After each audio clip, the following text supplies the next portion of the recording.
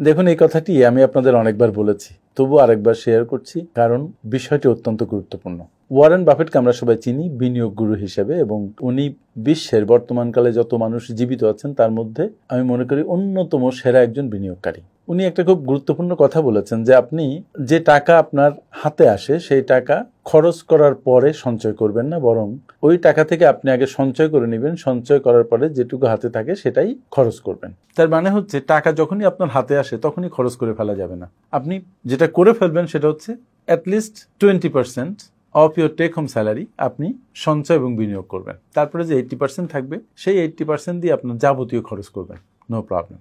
এই যে 20% আপনি জমা করলেন এবং বিনিয়োগ করলেন, এই টাকাই আপনার রিটায়ার্ড লাইফে আপনাকে সুরক্ষা দিবে। তাই বলা হয় যে টাকা জমানো এটা কিন্তু শুধু সঞ্চয় না, এটা মূলত ভবিষ্যতের প্রতি আপনার সম্মান প্রদর্শন করা এবং দায়িত্ব পালন করা।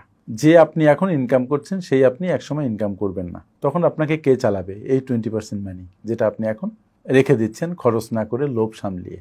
সো আবার ওয়ারেন বাফেটের কথা যে খরচ করার পরে যা থাকে সেটা সঞ্চয় করো না, বরং সঞ্চয় করার পরে যা থাকে সেটা খরচ করো। Thank you.